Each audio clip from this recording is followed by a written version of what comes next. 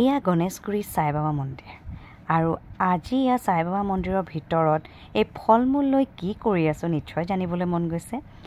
আচলতে ৰেঙনি টিভিত আহি আছে এখন নতুন ধাৰাবাহিক ৰামধেনু। এই ৰামধেনু ধাৰাবাহিকৰে মুহূৰ্তৰ বাবে আমি গৈছিলোঁ গণেশগুৰি সাই বাবা মন্দিৰলৈ আৰু ইয়াতে আমি এই প্ৰসাদ দিলোঁ। এই আমাৰ দেউ তেখেতে শিকাই দিছে ক'ত কেনেকৈ কি কৰিব লাগে। লগতে ধৰক আমাৰ যিখিনি স্ক্ৰিপ্ট থাকে সেই স্ক্ৰিপ্টখিনি বাবাৰ ওচৰত থওঁ আশীৰ্বাদ ল'বলৈ। আৰু ওচৰতে শিৱ মন্দিৰ হনুমানৰ মন্দিৰ আছিলে। তো সোমবাৰ যিহেতু মই সেৱা কৰি ল'লোঁ। আচলতে সোমবাৰে মই অকণমান ব্ৰতত থাকোঁ, অকণমান বুলি কৈছোঁ, ব্ৰতত থাকোঁ। আৰু সেইকাৰণে যিহেতু সেইদিনাখন মুহূৰ্ত আছিলে ৰামধেনু ধাৰাবাহিকখনৰ এটা নতুন দায়িত্ব, চ' সেইকাৰণে আৰু ভগৱানৰ ওচৰত মূৰ ধুৱাই লৈছোঁ। এয়া ৰাধা কৃষ্ণ, সদায় বিপদ এটা কিবা এটা আহিলে ৰাধা কৃষ্ণ মাতোৱে, চ' সেই ৰাধা কৃষ্ণৰ ওচৰতো মূৰ ধুৱাইছোঁ। এয়া আৰতি আৰম্ভ হৈছে আৰু আমাৰ চিৰিয়েলখনৰ কাৰণে যিহেতু কোৱা হৈছিলে, তো দেৱে পূজা অৰ্চনাও কৰি দিছে।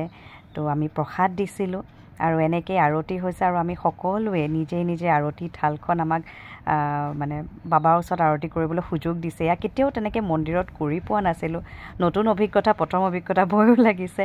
আৰু মই অকলেই নহয়, আমাৰ যিমান আৰ্টিষ্ট আছে, টেকনিচিয়ানছ আছে, সকলোৱে কৰিছে, আৰতি কৰিছে, আশীৰ্বাদ লৈছে বাবাৰ পৰা। কাৰণ এটা ভাল কাম, নতুন কাম এটা আৰম্ভণি কৰাৰ সময়ত সাই বাবা মন্দিৰলৈ অহাটো মোৰ এটা মানে অভ্যাসৰ নিচিনা হৈ গৈছে।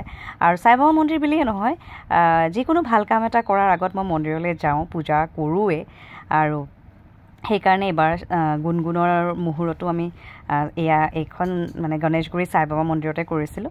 সেইকাৰণে ৰামধেনু মুহূৰ্তো সাই বাবা মন্দিৰৰ ওচৰতে মন্দিৰতে কৰিছোঁ। এয়া স্ক্ৰিপ্টখিনি পূজা কৰি দেৱে দিছে, প্ৰসাদ দিছে। আচলতে এই ৰেঙনিত আহিবলগীয়া নতুন ধাৰাবাহিক ৰামধেনুখনৰ স্ক্ৰিপ্ট লিখা কাম কৰিছে জিতু চেতিয়া। আৰু বাকীখিনি মই ডাইৰেকশ্যনৰ কামত আছোঁ, ডাইৰেকশ্যনৰ কামখিনি মই চাই আছোঁ। আৰু তাৰপিছত এতিয়া যিহেতু শ্বুটিং আমাৰ আৰম্ভ হোৱা নাইকিয়া, সেইকাৰণে বেছিকৈ একো ক'ব পৰা হোৱা নাই। এটা ষ্টেপ যেতিয়া আগুৱাই গৈ থাকে, তেতিয়া আমাৰ এডিটৰ হওক, মিউজিক হওক, চব এটাকৈ প্ৰচেছত চলি যাব। কিন্তু এয়া আমাৰ কেমেৰা, আমাৰ লাইট, আকৌ বাবাৰ ওচৰত পূজা কৰোৱা হৈছে। কাৰণ এইখিনিয়ে জানো আমাৰ মেইন সম্পদ নহয়। এটা শ্বুটিঙৰ মেইন বস্তু হৈছে স্ক্ৰিপ্ট, টেকনিকেল বস্তুখিনি, যেনেকৈ কেমেৰা এটা, লাইটছ, তাৰপিছতে আমাৰ আৰ্টিষ্টসকল, আমি সকলোৱে মিলি জুলি এই কামটো কৰা যায়। কাৰণ এইটো সদায় ইউনিটত কৰা যায়। আৰু এয়া মুহূৰ্তৰ নাৰিকল ভাঙা হৈছে, ৰূপজ্যোতি দাই ভাঙিলে, বৰ ধুনীয়াকৈ নাৰিকলটো ভাঙি গ'ল। তাৰপিছতে আমি প্ৰসাদ খাইছোঁ, এয়া প্ৰসাদ বিলোৱা হৈ আছে।